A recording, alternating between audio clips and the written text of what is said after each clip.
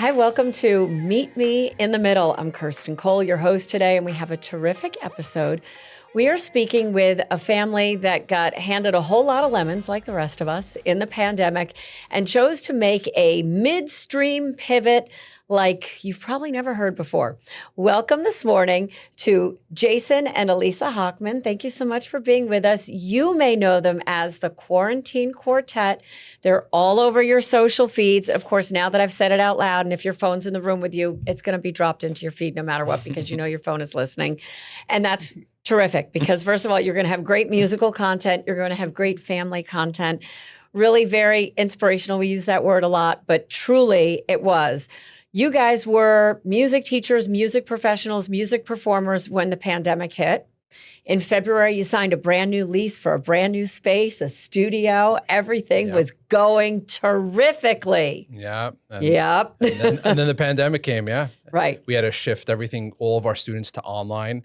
Joseph and Noah both had to go full remote. And those are your sons, Joseph and Noah, Joseph and they and were Noah, how old at the time? They were 8 and 10 at the time. So you became homeschool teachers like the rest of us? Yeah. Right. And homeschool workers, because we had to shift our whole school that was in person and now accommodate everyone on Zoom and Skype And at the time. Elysa, had you guys ever done that before? Had you ever done digital lessons like that?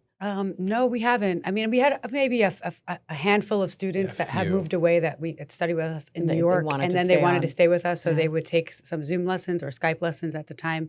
But no, we never had to shift like full group classes, because what we offered at New York Guitar Academy, that's our school, group classes for kids and adults, anywhere between like 3 to 6 students in a group setting. So we had to now do that all fully online. So it was a very big shift for us. And I mean, living the life of a musician in New York is one of passion. It's one of great heart space. It's one that's supported. We have a very vibrant artistic community in New York.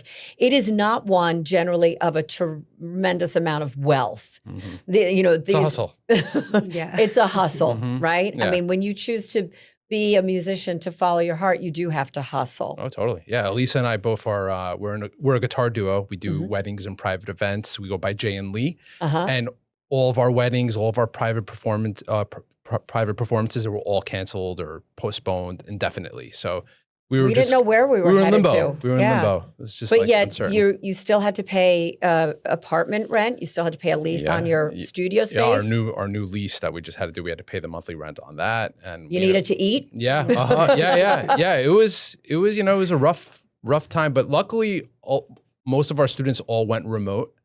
And that kept us going during that. And for like mental health reasons, like how much sourdough could you bake? Yeah. Bake, right? You needed music in your life. Yes. Yeah, totally. People must have seen you as a lifeline. Yeah, at the time, totally. Well, everyone's personal journey was kind of just upended at that point. Right. So, and no one knew what was going on. We didn't know how long we would be in quarantine or the whole closure, the closures that we had. No one knew how long it would keep people stable, because I know they would look forward to still keeping that. It was weekly classes, so keeping that weekly time and seeing us, and it was very, very nice and warm to have that continue going on. And we had some virtual performances too. Remember that? We also did some virtual performances. That was fun as well. So that was kind of cool. And I remember, seeing like people performing together, singing together, choral performances. I mean, we all needed joy. And so I always think of, music as bringing so much joy to our life. Yes. Yeah. Definitely. I think one of the 100%. biggest stresses though was Joseph and Noah being at home indefinitely, right? With not knowing what to do with we all worried about our kids and stuff, and socialization and their mental health. Their activity, and not being able to move around. I remember we did like the floor is lava in the house. Remember that? Yeah.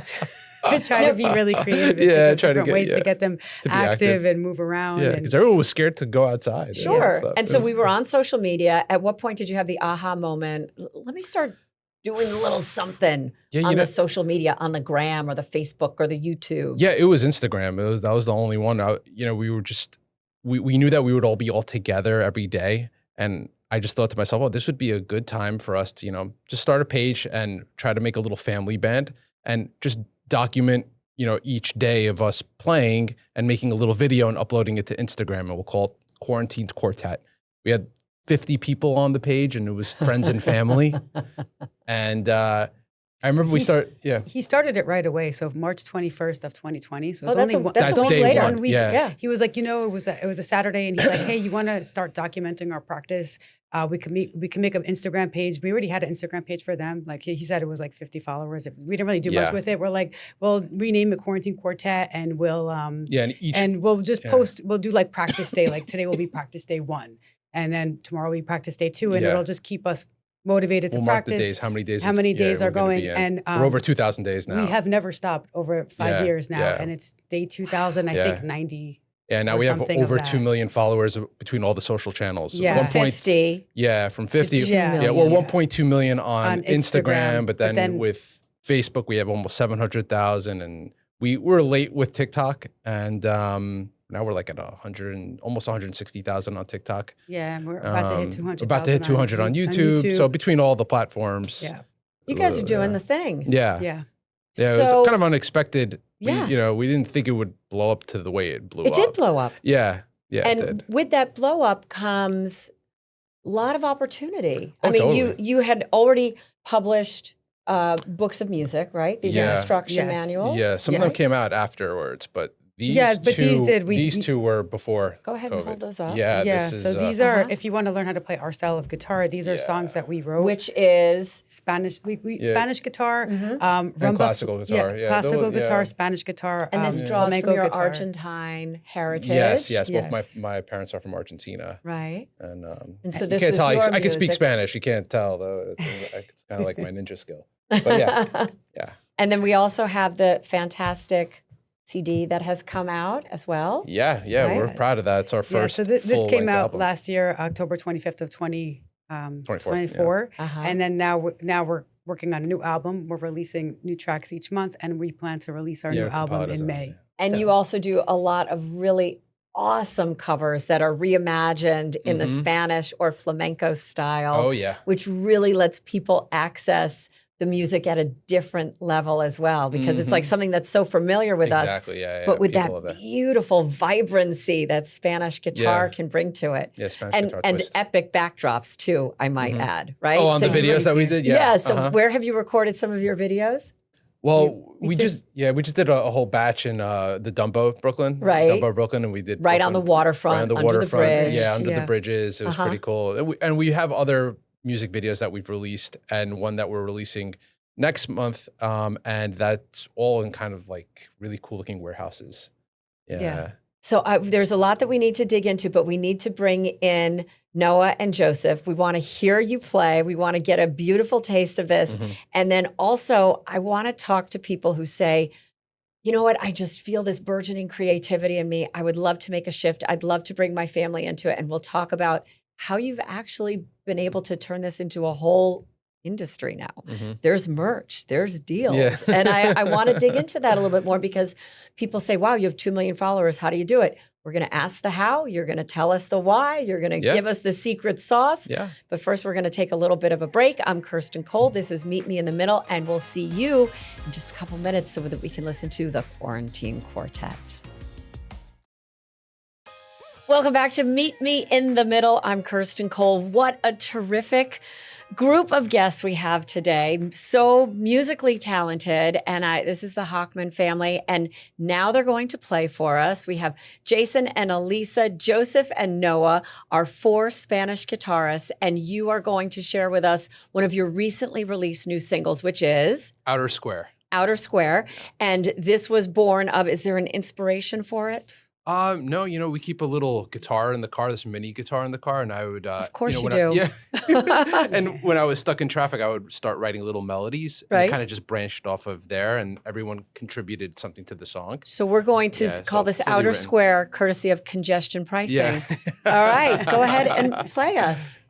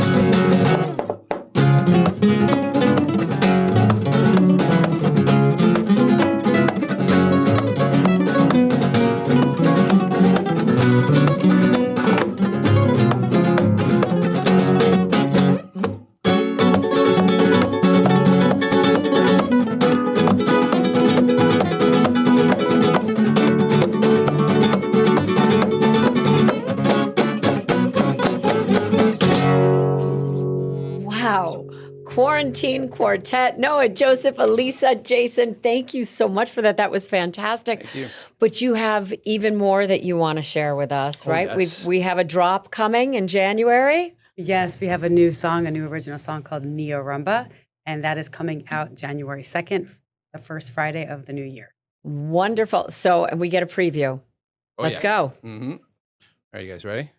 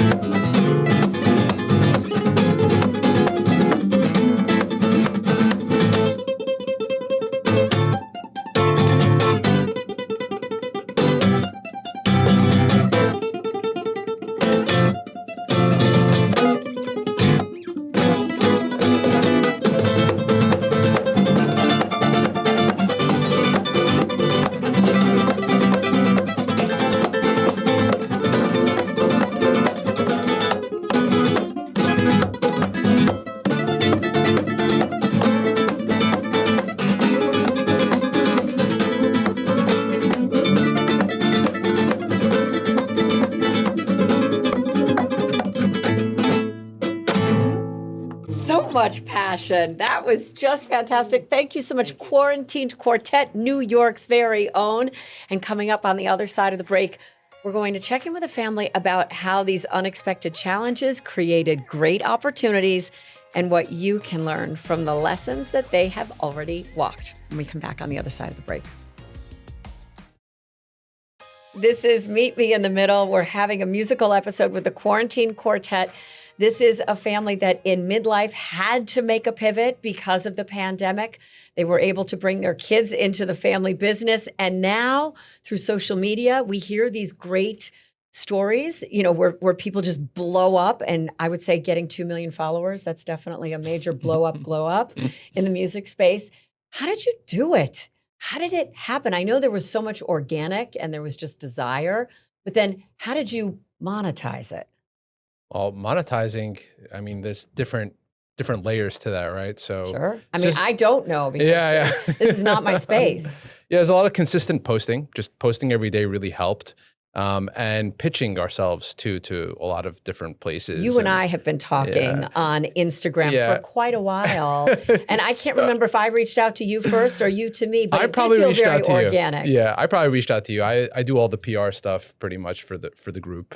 And So some things come to us though. I think just from having an online presence, we'll get opportunities. Who have you been working with? We've done partnerships with Verbo. We've done partnerships with State Farm. We also are official artists of the guitars we play, which is Quartet guitars. And we're also official artists of the strings and the gear that we use from Daddario. Okay. And then you're also the artist in residence of our very famous Tavern on the Green. The best restaurant in New York City, of course. Absolutely. I've interviewed Chef. I've eaten there. And it's just such one of those great New York spaces. Yeah. So that, being on social media, put our eye to the owner of Tavern on the Green, one of the owners. You ended up in his feed. Yeah. And he offered us a residency there, which we're really grateful for. We're completing our 5th season there this year. So it's pretty cool. Yeah. You're grateful. I see a lot of gratitude. We are grateful. Yeah. Oh, totally. I mean, it's not Elysa, it's I not see easy this industry. like beautiful gratitude when you're playing with your boys. You had just this like angelic demeanor while you were playing. I just saw so much love. I just kept thinking of like mother hen, mother creator, having your boys into that space. The fact that you've been able to share this passion and joy with them and that they gratefully received it and are reflecting it back into the world. How's that make you feel as a mom to be able to do all those things with your beautiful boys? Yeah, no, I'm very, very blessed. So luckily I started them very young. So they started playing guitar literally 3 years old. They probably don't even remember the first day they picked up a guitar. So it became so natural, like a language. So therefore it made it very easy for us to just continue to grow. And then having Quarantine Quartet, for them seeing the pages grow, and for them seeing us get these opportunities, it made them just want to naturally practice, share music with the world. Like we would get, messages, every single morning I wake up and I watch your video of the day. And it's just so nice to see all this come back. And whenever we play at Tavern on the Green, we always have followers that come and say, I came here just to see you guys. And the meet and greet is beautiful. So that we're very blessed to have all these opportunities come and to have them grow to be able to play. They're even faster than us at this point in certain the ways. Fingers so, fly. Yes. And I love the strings, but I also love the percussive nature of it as well.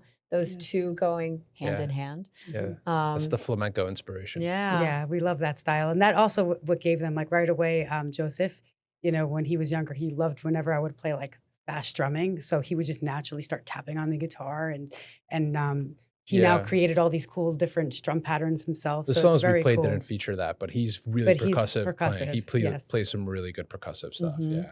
He also plays some drums too. So yeah, not as much anymore, but. Yeah. And so, did this pivot, which had to have been terrifying in the time, has it changed your life for the better?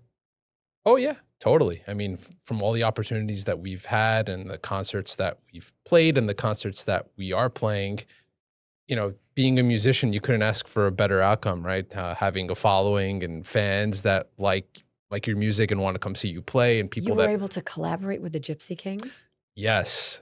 An amazing experience to collaborate with the Gypsy Kings. We've done that twice already, where they have invited us to the arenas that they were playing at. First, it was at the New Jersey Performing Arts Center in 2023, where we went backstage. And we did a collaboration where we all played together, posted that online, and went viral. And then this past summer, 2025, we were invited to the Bergen Performing Arts Center, where we once again all played backstage. But this time they invited Joseph and Noah up on stage to play some songs with them. And that was just incredible. It was just a whole sea of people going crazy. And that's the beauty of Instagram, because we covered their songs, and we would tag Tonino. Them, He's the finding one of the founders of the Gypsy Kings, and he loved what we did. And so that created that connection. So much success. I love this conversation. I love hearing about how you were able to embrace this changed space, learn new skills, continue to reflect and grow with the boys, the Quarantined Quartet, the Hochman Family, Brooklyn's very own, New York's very own. Make sure you definitely buy their album and check them out on all their social media channels. I'm Kirsten Cole. Thank you so much for meeting us in the middle today as we explore changing when you have to. We'll see you next time.